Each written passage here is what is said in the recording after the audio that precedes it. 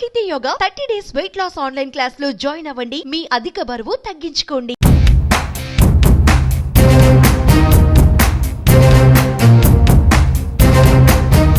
తల్లికి వందనం పథకంలో ఎంతమంది పిల్లలున్నా డబ్బులు పడతాయా?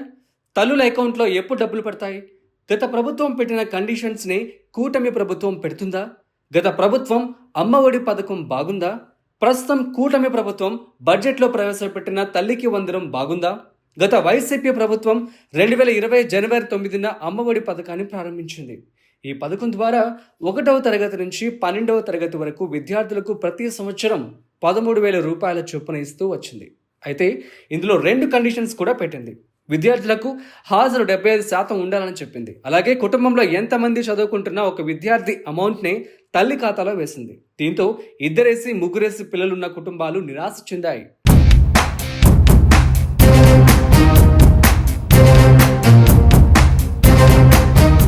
ఇప్పుడు కూటమి ప్రభుత్వం 2025-26 బడ్జెట్లో తల్లికి వందనం పథకానికి 9,407 కోట్ల రూపాయలు కేటాయించింది. గవర్నమెంట్, ప్రైవేట్ విద్యా సంస్థల్లో 1వ తరగతి నుంచి ఇంటర్మీడియట్ వరకు చదువుతున్న విద్యార్థులకు తల్లికి వందనం పథకం అమలు చేసేందుకు ప్రభుత్వం బడ్జెట్లో 9,407 కోట్ల రూపాయలు కేటాయించింది. దీని ప్రకారం 1వ తరగతి నుంచి ఇంటర్ వరకు చదివే ప్రతి విద్యార్థి తల్లికి ఏడాదికి 15,000 రూపాయల చొప్పున ప్రభుత్వం ఆర్థిక సహాయం అందిస్తుంది. గత ప్రభుత్వంలో ఎంతమంది పిల్లలు ఉన్నా ఒక్కరికే అమ్మఒడి పథకాన్ని అమలు చేయగా ఇప్పుడు అర్హులైన ప్రతి విద్యార్థికి చెల్లించనుంది. రాష్ట్రంలో అన్ని రకాల పాఠశాలలు కలిపి 58,573 ఉండగా వీటిల్లో 68,54,689 మంది విద్యార్థులు చదువుతున్నారు.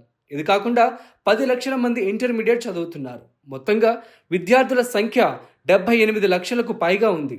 వీరిలో అర్హులైన అందరికీ తల్లికి వందనం కింద సాయం అందనుంది.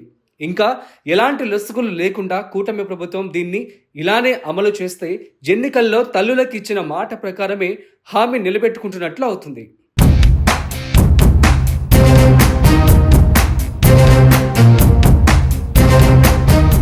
గత ప్రభుత్వంలో అమ్మఒడి విషయానికి వస్తే 2020, 21, 22లో తల్లుల ఖాతాల్లో నగదు జమ అయ్యాయి. ఎన్నికల ముందు 23, 24 విద్యా సంవత్సరానికి అమ్మఒడి పడలేదు. దాంతో పిల్లల్ని అధిక ఫీజులు చెల్లించి మరీ చదివిస్తున్న తల్లిదండ్రులకు ఇబ్బందులు ఎదురయ్యాయి.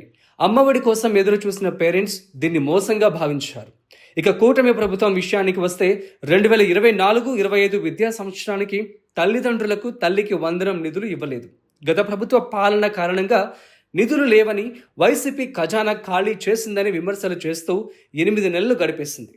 దీంతో లైన్గా 2వ విద్యా సంవత్సరం కూడా అమ్మఒడి, తల్లికి వందనం 2 లేకుండా పోయాయి.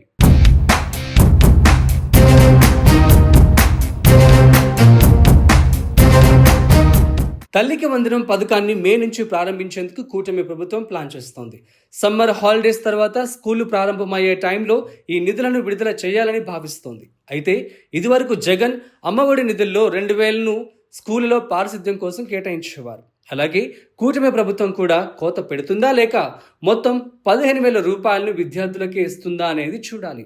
ప్రభుత్వం ఇచ్చే 15,000 రూపాయలు కూడా ఎన్ని విడతలు ఇస్తారనేది ఇంకా చెప్పలేదు. అలాగే విధి విధానాలు కూడా ఇంకా చెప్పలేదు.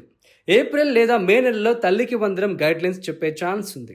అలాగే పేరెంట్స్ తమ పిల్లలకు సంబంధించిన ఐడి కార్డులు, అడ్రస్ ప్రూఫ్లు, పాస్పోర్ట్ సైజ్ ఫోటోల వంటివి రెడీ చేసుకుంటే మంచిది. ప్రభుత్వం దరఖాస్తులకు ఆహ్వానించగానే వెంటనే అప్లై చేసుకోవడానికి వీలవుతుంది. వాట్సాప్ ద్వారానే అప్లై చేసుకునే అవకాశం కల్పించే అవకాశం కూడా ఉంది. మరి అమ్మఒడి బాగుందా? తల్లికి వందనం బాగుందా? తల్లికి వందనంపై మీరేమనుకుంటున్నారో కామెంట్ చేయండి.